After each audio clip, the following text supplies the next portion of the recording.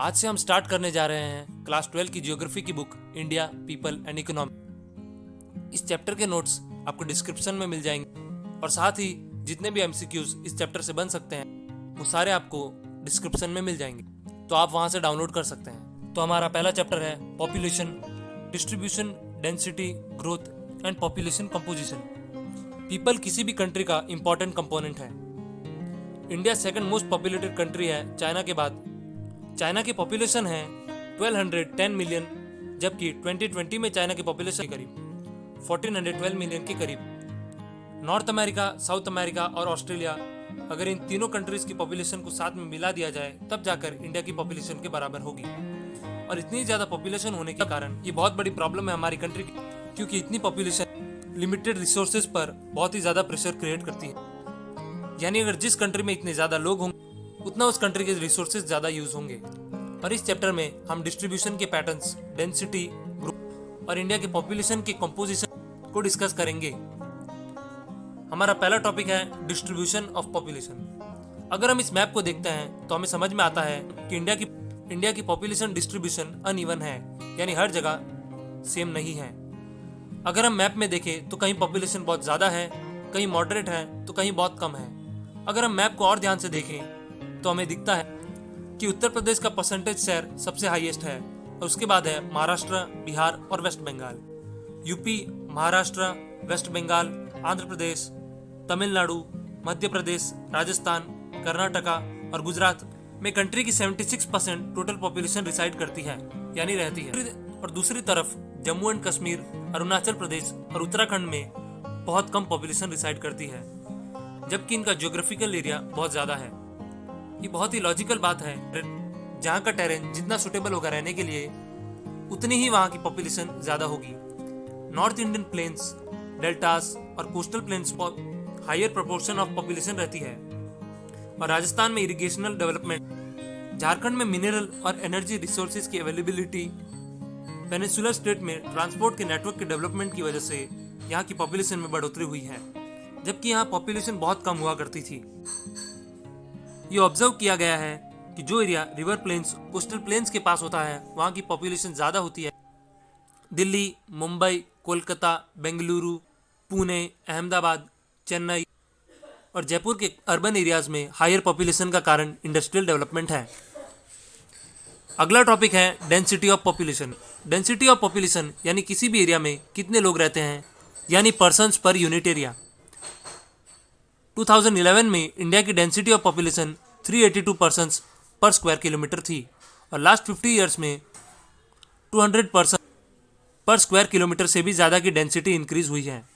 1951 में density 117 person पर square kilometre थी, जबकि 382 पर्सन पर स्क्वायर किलोमीटर हो गई है 2011 में। कुछ स्टेट में डेंसिटी बहुत ही ज़्यादा है तो कुछ में बहुत कम, जैसे अरुणाचल प्रदेश में 17 पर्सन पर स्क्वायर किलोमीटर है तो दिल्ली 11,297 पर्सन पर स्क्वायर किलोमीटर है। और दूसरे स्टेट की बात करें तो बिहार में डेंसिटी 1102, वेस्ट बंगाल में 1029, यूपी में 882, केरला में 859 और तमिलनाडु 555 है। ये सारे स्टेट्स हायर डेंसिटी वाले स्टेट्स हैं। आसाम, गुजरात, आंध्र प्रदेश, हरियाणा, झारखंड, उड़ीसा मॉडरेट डेंसिटी वाले स्टेट हैं। हिमालयन रीजन और नॉर्थ ईस्टर्न स्टेट्स में डेंसिटी काफ़ी लो होती है, तो वहीं यूनियन टेरिटरीज में डेंसिटी काफ़ी हाई होती है, सिवाय अंडमान एंड निकोबार आइलैंड के। हमारा अगला टॉपिक है growth of population. Growth of population को नापा जाता है किसी भी एरिया की पॉपुलेशन किसी भी दो गिवन पॉइंट्स में। एग्जाम्पल 2001 में किसी भी एरिया की पॉपुलेशन कितनी और 2011 में कितनी ग्रो हुई। ग्रोथ ऑफ पॉपुलेशन परसेंटेज में एक्सप्रेस की जाती है। पॉपुलेशन ग्रोथ के दो कंपोनेंट्स हैं, फर्स्ट नेचुरल और दूसरा इंड्यूस्ड। नेचुरल ग्रोथ एनालाइज की जाती है क्रूड बर्थ रेट से, क्रूड डेथ रेट से, और इंड्यूस्ड ग्रोथ यानी इनवर्ड और आउटवर्ड मूवमेंट, यानी कितने लोग माइग्रेट हुए एक जगह से और कितने सेटल हुए। पर इस चैप्टर में हम सिर्फ देखेंगे नेचुरल ग्रोथ के पर्सपेक्टिव से। इंडिया की डिकेडल यानी 10 साल में कैलकुलेट की जाने और एनुअल यानी सालाना ग्रोथ दोनों ही बहुत हाई है और स्लोली इंक्रीज हो रही हैं। इंडिया की एनुअल ग्रोथ 1.64% है, इंडिया की पॉपुलेशन ग्रोथ को डिफरेंट पीरियड में बांट दिया गया है। अब हम देखते हैं इंडिया की पॉपुलेशन ग्रोथ रेट के डिफरेंट फेजेस को। फेज 1 1901 से लेके 1921 पीरियड फेज 1 में आता है और इस फेज में पॉपुलेशन ग्रोथ स्टेशनरी थी और ग्रोथ रेट काफ़ी लो थी। और तो और 1911 से लेके 1921 में ग्रोथ नेगेटिव तक चली गई थी। इस फेज में बर्थ रेट और डेथ रेट दोनों ही काफ़ी हाई थे। पुअर हेल्थ और medical services, illiteracy, inefficient distribution system of food और basic necessities high birth rate और डेथ रेट के लिए रिस्पॉन्सिबल था। फेज 2 1921 से लेके 1951 के बीच का पीरियड है। इस फेज में पॉपुलेशन स्टडी थी, ओवरऑल इंप्रूवमेंट हो रहा था हेल्थ और सैनिटाइजेशन में, और इन्हीं कारणों से मोर्टेलिटी रेट कम होती जा रही थी। ट्रांसपोर्ट और कम्युनिकेशन सिस्टम में भी इंप्रूवमेंट आया। क्रूड बर्थ रेट हाई हो रहा था। क्रूड बर्थ रेट इस पीरियड में हाई था। इसी फेज में ग्रेट इकोनॉमिकल डिप्रेशन और 1920s में वर्ल्ड वॉर हुआ था। फेज 3 1951 से लेके 1981 पीरियड फेज 3 में आता है। इस पीरियड में पॉपुलेशन एक्सप्लोजन हुआ। सेम कारण वही, मोर्टेलिटी में फॉल आया और फर्टिलिटी रेट में स्पाइक आया।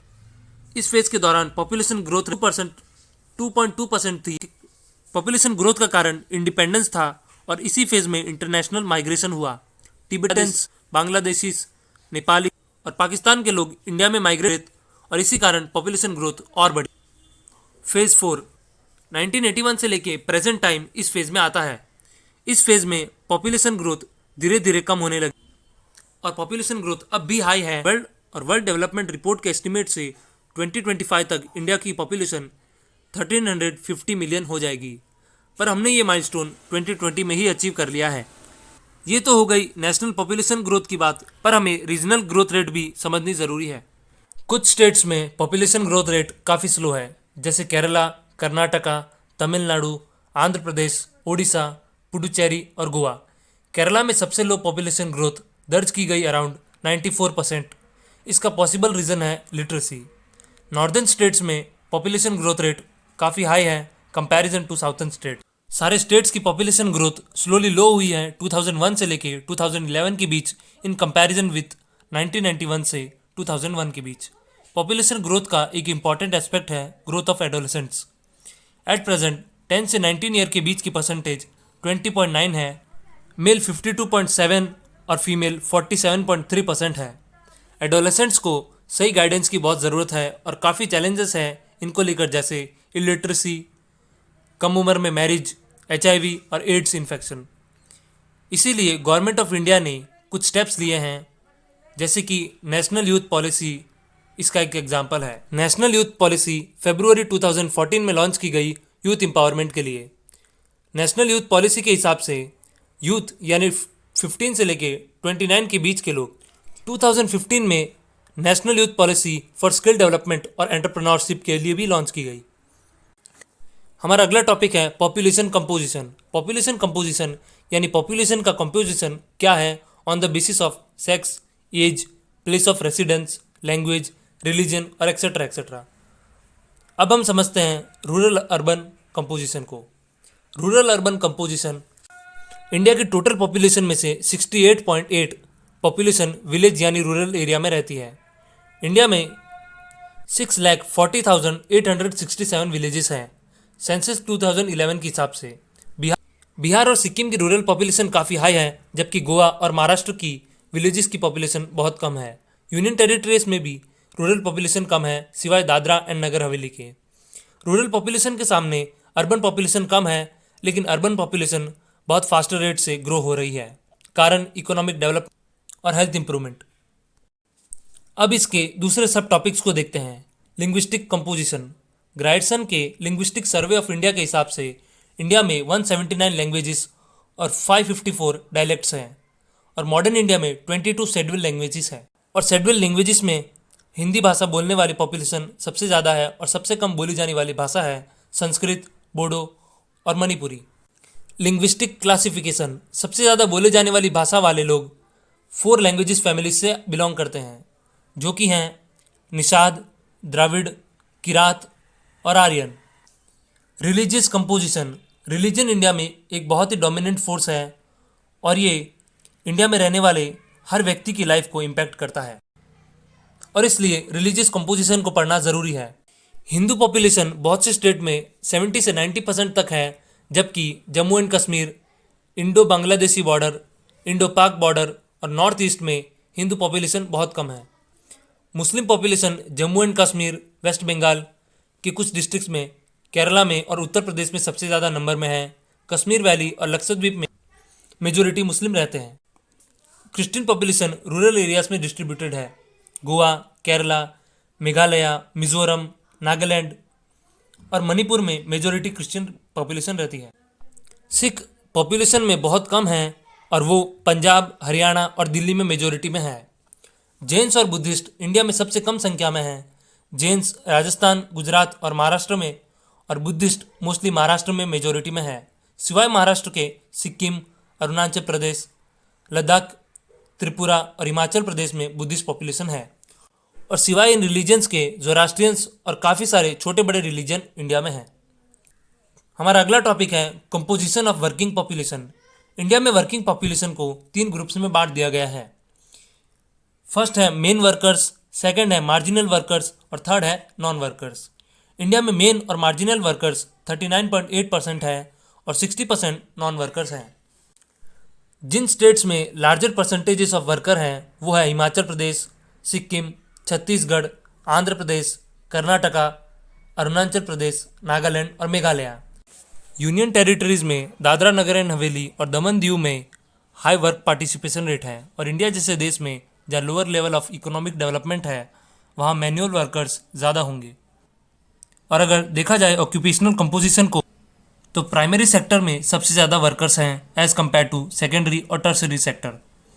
54.6% के आसपास की पॉपुलेशन कल्टीवेटर्स और एग्रीकल्चरल लेबरर्स हैं। 3.8% वर्कर्स हाउस होल्ड इंडस्ट्रीज और 41.6% workers non house hold industries में काम करते हैं। अब चलते हैं हमारे लास्ट टॉपिक की तरफ, जो है Beti Bachao Beti Padhao social campaign. UNDP ने कहा है अगर डेवलपमेंट इंजेंडर्ड नहीं है तो वो इंडेंजर्ड है। डिस्क्रिमिनेशन एक क्राइम है और बहुत से एफर्ट्स किए गए हैं जैसे एजुकेशन, एम्प्लॉयमेंट को लेके, और गवर्नमेंट ऑफ इंडिया ने इससे बचने के लिए बेटी बचाओ बेटी पढ़ाओ कैंपेन लॉन्च किया है। फीमेल वर्कर्स प्राइमरी सेक्टर में ज़्यादा हैं और रिसेंट ईयर्स में काफ़ी इम्प्रूवमेंट, सेकेंडरी और टर्सरी सेक्टर्स में भी वुमेन पार्टिसिपेशन में काफ़ी बढ़ोतरी हुई है और एग्रीकल्चर सेक्टर में भी पिछले 10 सालों में डिक्लाइन आ गया है। 58.2% 2001 से 54.61% 2011 में, और सेकेंडरी और टर्सरी सेक्टर में पार्टिसिपेशन रेट में इंक्रीज आया है। तो ये था हमारा पहला चैप्टर। इसी तरह आने वाले जितने भी चैप्टर होंगे उनको हम डिटेल में समझेंगे। उसके नोट्स मैंने जैसे बताया आपको वो आपको डिस्क्रिप्शन में मिल जाएंगे और उसके रिलेटेड MCQs भी आपको डिस्क्रिप्शन में मिल जाएंगे। थैंक यू यहाँ तक वीडियो देखने के लिए, और चैनल को सब्सक्राइब करें और वीडियो को लाइक करें।